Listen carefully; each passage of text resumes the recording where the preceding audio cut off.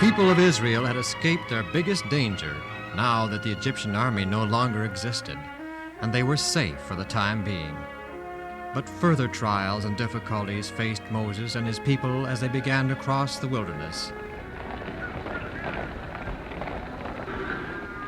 Father, it's so hot, and I'm so thirsty. I'm afraid we're all thirsty, son. Sharon had the last of our water this morning. Let's hope we soon find some. But isn't there any water left? Not the least little drop?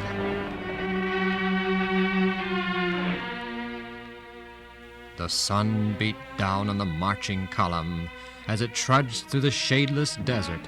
Suddenly, shouts of excitement were heard from the head of the caravan, while those further back strained to hear what was happening. What are they saying? Water? Sharon, do you hear? Water? They found water. I think I see it. Up there ahead. Water at last. Now I can have a drink. I think it's the most beautiful thing I have ever seen. Water!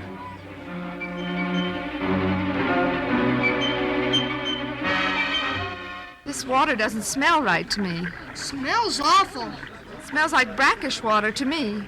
Maybe it's no good for drinking. I'll taste it. Ooh, it's bitter as gall. Bitter? You mean it's no good? Poison you if you drink it. Oh, what shall we do? What shall we do? We can't go on any further. We'll die of thirst. I tell you, we'll die. I'm so thirsty my mouth feels dry.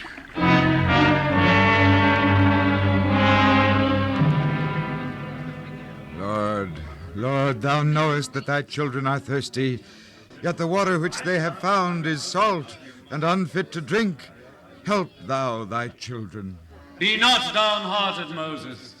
Take the branches of the trees that thou seest and cast them into the water.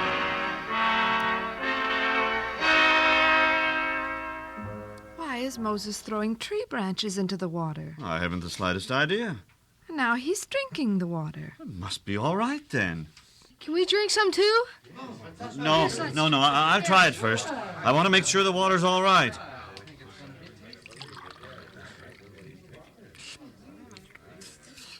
It is sweet and fresh. Here, Sharon, me bed. Drink all your fill. You too, dear. Oh, isn't it wonderful? A direct miracle of God.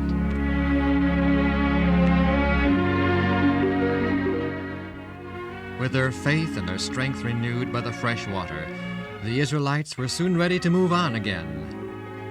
And towards evening they came to Elim, where there were 12 wells of water and 70 palm trees. And they encamped there by the waters. They rested at Elim for some weeks because Moses wanted them to be rested and strong for the next stage of their journey.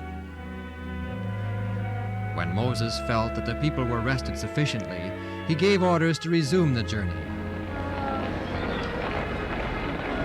For many days they traveled across that hot, dry wilderness, making camp at the most likely spots.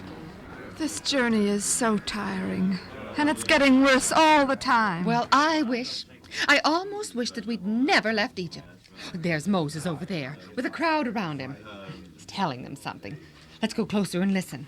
Yes. Now be calm, all of you, for I have already spoken with the Lord about our lack of food, and I have his answer. Answers aren't going to fill our stomachs. How little faith you have. But tonight you shall have proof that our Lord looks after us and protects us.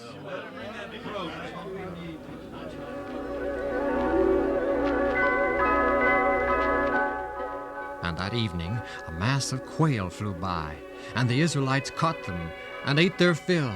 And in the morning, the dew lay round about the camp. And when it had gone up in the heat of the morning sun, behold, upon the face of the wilderness lay small round things, as small as the hoarfrost on the ground. This is funny-looking stuff. I wonder what it is.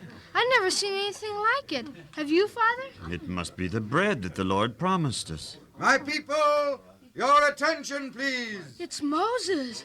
Last night you had your fill of meat, even as the Lord promised, and this manna on the ground is the bread which the Lord has given you to eat. Bread? Funny looking, isn't it? This is the thing which the Lord hath commanded. Every one of you gather up enough for his needs for today, according to the size of his family. Take no more than you need, and leave none to keep till morning. But some of the people gathered more than they needed, and by the following morning the manna had spoiled and bred worms and stank. And Moses was angry with them for having disobeyed. Once again, some of you have disobeyed the Lord. He commanded you to gather only 1 day's supply. When you gathered more, it spoiled. So shall it be on all days except the Sabbath day. For 5 days you shall gather as much of it as you need for that day and no more. But on the 6th day you shall gather twice as much, and that manna shall not go bad. And you shall eat it on the Sabbath day, and on the Sabbath you shall do no work, and you shall rest in your place.